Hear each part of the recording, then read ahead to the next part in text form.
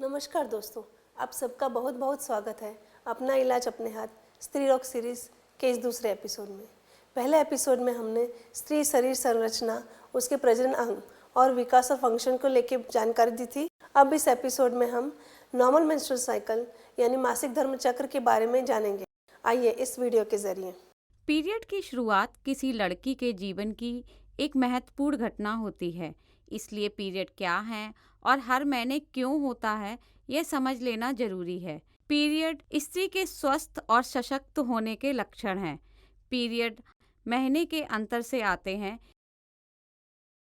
आमतौर पर पीरियड के बीच का अंतर 28 दिनों का होता है, लेकिन 21 दिनों से लेकर 35 दिनों के बीच होने वाले पीरियड को भी नॉर्मल माना जाता है। ब्रेन और ओवरीज से निकलने वाले मैसेंजर हार्मोन्स के जरिए पीरियड रेगुलेट होते हैं। मेंस्ट्रुएशन की प्रोसेस में यूट्रस की अंदरूनी लाइनिंग एंडोमेट्रियम टूटकर वेजाइना के जरिए बाहर निकलती है। यह रिसाव 3 से 7 दिन तक चलता है। इस दौरान 4 से लेकर 12 टीस्पून के बराबर तक ब्लड लॉस होता है। पीरियड के दूसरे फेज में मस्तिष्क, ओवरी और यूट्रस को हार्मोन प्रोजेस्टेरॉन और एस्ट्रोजेन के रिसाव का संकेत देता है। ये हार्मोन ओवरी द्वारा एग के रिलीज की प्रक्रिया में मदद करते हैं। साथ ही ये गर्भाशय की अंदरूनी लाइनिंग एंडोमेट्रियम को मजबूत और मोटा बनाते हैं। अगले पीरियड के 14 दिन पहले ओवरी से मैच्योर एग निकलकर फैलोपियन ट्यूब में पहुंचता है। यह प्रोसेस ओव्यूलेशन कहलाती है। यदि एग स्पर्म के संपर्क में आकर फर्टिलाइज हो जाता है तो इसे प्रेगनेंसी की शुरुआत माना जाता है। जब फर्टिलाइजेशन की प्रक्रिया नहीं संपन्न हो पाती है तब एंडोमेट्रियम टूटने लगता है। इसे प्री मेंस्ट्रुअल फेज का शुरुआत कहा जाता है। इस दौरान आप हमेशा से कुछ ज़्यादा इमोशनल होने लगती हैं। पेट फूल जाता है, पेट में ऐंठन आती है, छाती में कड़ापन वगैरह महसूस करती हैं। इन लक्षणों को प्री मेंस्ट्रुअल सिंड्रोम या पीएमएस कहा जाता है। बैलेंस डाइट, एक्सरसाइज और गर्म पानी से स्नान जैसे तरीकों को आजमाकर इन लक्षणों से आराम पाया जा सकता है। फाइनली एंडोमेट्रियम वेजाइना से ब्लड लॉस के तौर पर बाहर निकलने लगता है और फिर से पीरियड शुरू हो जाता है। हीतल जी, वीडियो के जरिए आपने बहुत ही अच्छी बातें हमको बताई। हमको भी क्लियर हुआ कि महिलाओं के शरीर की अंदरूनी रचना कैसी होती है। अब आप हमारे दर्शकों को ये बताइए, जब पहली बार पीरियड्स आते हैं तो उसके पहले लड़की के अंदर क्या क्या शारीरिक और मानसिक बदलाव आते हैं? जब किसी लड़की को पहली बार पीरियड्स आते हैं तो उससे पहले उसे कई तरह के शारीरिक और मानसिक बदलावों का सामना करना पड़ता है।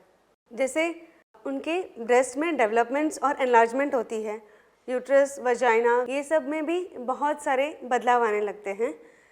साथ ही उनके चेहरे पर मुहासे आने की संभावना बढ़ जाती है। उसके साथ एक्सिलरी और प्यूबिक हेयर्स भी बढ़ जाते हैं।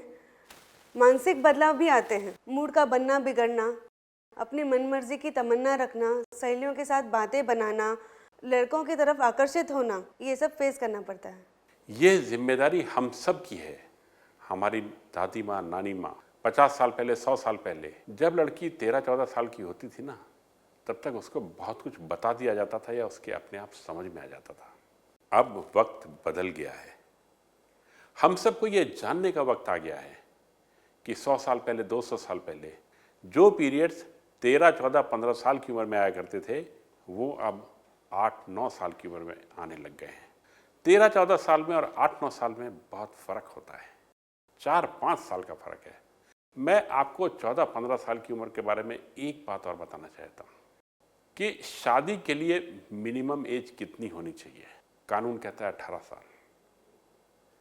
कुछ जातियों प्रजातियों में ये व्यवस्था 16 साल की उम्र को रिकॉग्नाइज करती है।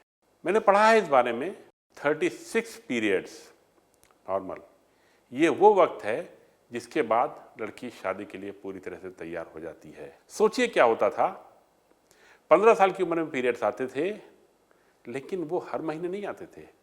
शुरुआती पीरियड तो डिले कर करके आते हैं ना, कोई 2 महीना, कोई 2.5 महीना, और अपने आप ये उम्र 18-19 साल तक हो जाया करती थी। तो जो कानून ने हमको बताया, जो जातियों ने बताया, वो कहीं ना कहीं सही था, लेकिन अब ये सब कुछ काफ़ी पहले हो रहा है। तो मुझे एक बार फिर यही कहना है कि समाज को, खासतौर से माताओं को, ये जिम्मेदारी लेनी होगी कि जो जानकारी बच्ची को पहले 14 साल की उम्र में दी जाती थी, आज वो हमें उसे 8 और 9 साल की उम्र में देनी है।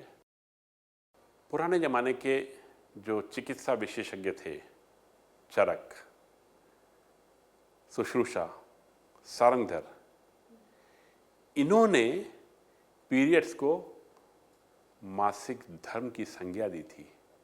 उसके पीछे एक कारण था, क्योंकि उस जमाने में पीरियड्स चंद्रमा के साइकिल, जो कि 28 दिन का होता है, उससे सिंक होके आया करते थे, और ये यूनिफॉर्म था अक्रॉस द ग्लोब, और इसमें गलतियां नहीं हुआ करती थी। तो मुझे सिर्फ ये बताना है कि उन्होंने ऐसा किसी कारण से किया था और इसको मासिक धर्म की उपाधि दी थी। पहले के दौर में महिलाओं को एक रेगुलर इंटरवल्स में पीरियड्स हुआ करते थे, और उन्होंने इसे स्त्री शरीर का धर्म बताया है।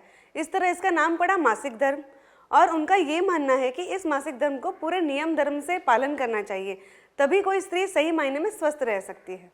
हीता जी, हमारे दर्शकों को जरा ये बताइएगा कि लड़कियों को शुरुआती पीरियड्स में, मतलब 3-4 महीने में, क्या क्या प्रॉब्लम्स हो सकती हैं या होती हैं?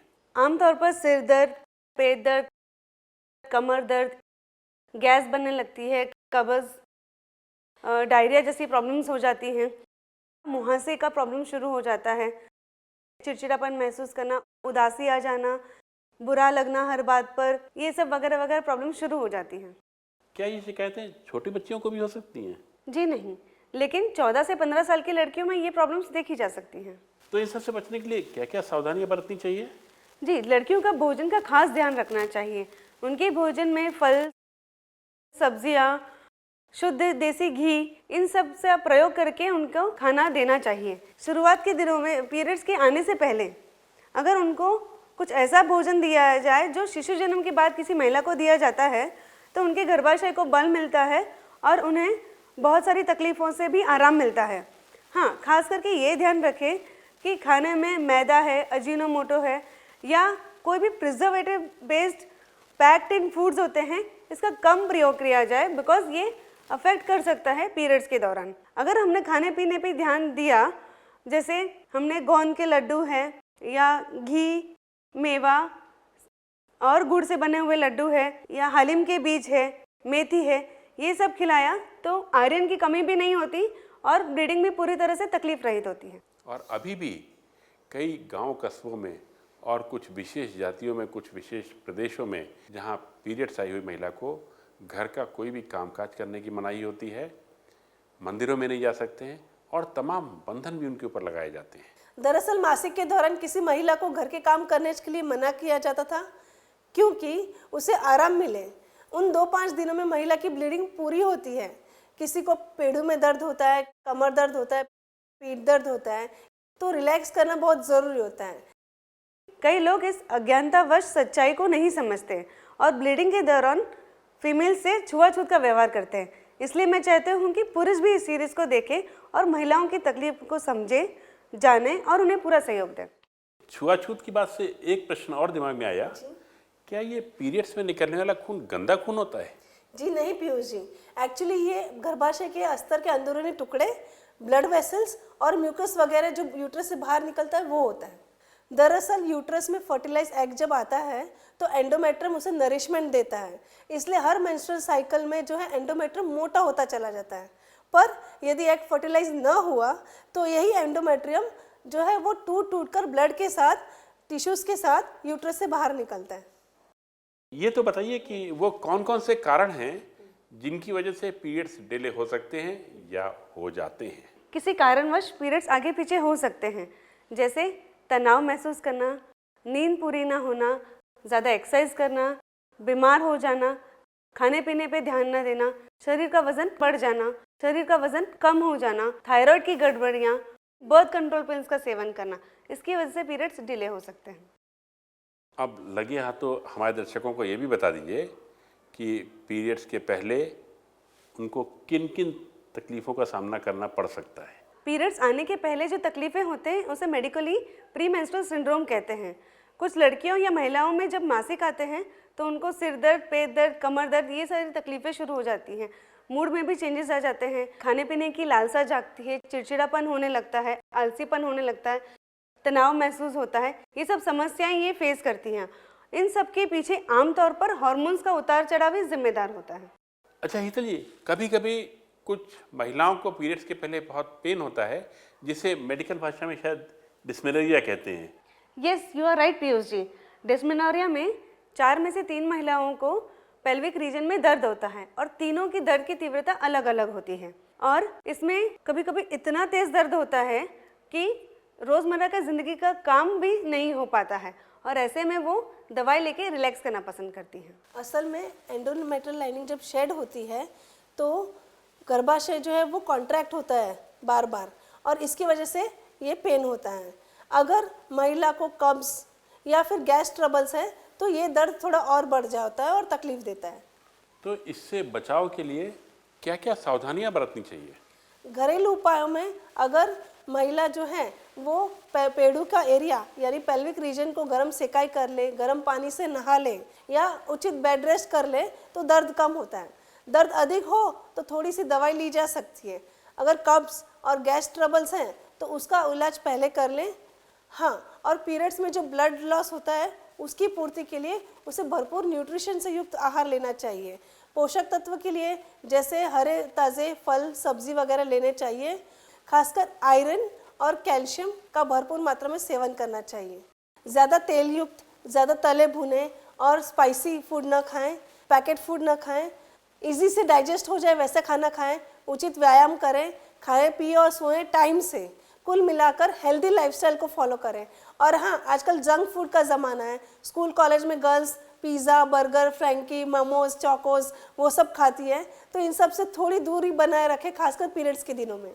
डिम्पल जी, छोटी बच्चियां अगर ये सब नहीं खाएंगी तो क्या दादी नानी खाएंगी? और फिर हम लोग क्लींजिंग थेरेपी में तो फॉलो करते हैं ना, खाओ पियो मस्त रहो, कोई रिस्ट्रिक्शन नहीं। तो ये जो आप कह रही हैं ये बात कहीं गले नहीं उतर रही है, लेकिन साथ ही साथ मुझे आपकी बात में लॉजिकल कुछ वैल्यूज़ भी नज़र आ रही हैं, इवन मेडिसिन के एंगल से। तो मुझे भी यही कहना होगा कि पिज़्ज़ा बर्गर खाइए, लेकिन थोड़ा सोच समझ के, बैलेंस करके, और जब लगे कि ये सब ज़्यादा हो रहा है तो अपनी डाइट को बैलेंस कर लीजिए, फ्रूट्स ले लीजिए, और ख़ास तौर से पीरियड्स के दिनों में, क्योंकि आप भी जानिए ये बात कि आपके पीरियड्स ठीक से होना, आपकी एब्डोमिनल हेल्थ ठीक रहना, ये हमारी कम, आपकी अपनी जिम्मेदारी ज़्यादा है। प्रिय दर्शकों, आपका खाना आपकी पसंद है, आपकी तमन्ना है, लेकिन हमारी शरीर की संरचना है, वो इनबिल्ट मैकेनिज्म है, वो सबका एक जैसा है। इसलिए यदि आप प्रकृति के नियम का पालन करते हैं, डिटॉक्स जूस लेते हैं, सैलड लेते हैं, पानी की मात्रा का भरपूर सेवन करते हैं, तो शरीर में संतुलन बना रहेगा। यही करने की कोशिश कीजिए। वक्त से पहले आई युवावस्था, डिस्मेनोरिया और प्रीमेंस्ट्रुअल सिंड्रोम से बचने के लिए आप होम्योपैथी का इलाज कर सकते हैं। अगर दर्द बहुत ज़्यादा हो, हद से ज़्यादा हो, आप घर का काम नहीं कर सकते हो, रूटीन नहीं कर सकते हो, तो पेन किलर ले सकते हैं। लेकिन मेरा मानना यही है कि परमानेंट क्योर के लिए आप होम्योपैथी या क्लिनजिंग थेरेपी को भी ट्राई कर सकते हैं। बहुत बढ़िया डिम्पल जी। तो आज इस चर्चा को हम यहीं समाप्त करते हैं। खाओ पियो, मस्त रहो, क्लींस करो, स्वस्थ रहो। नमस्कार।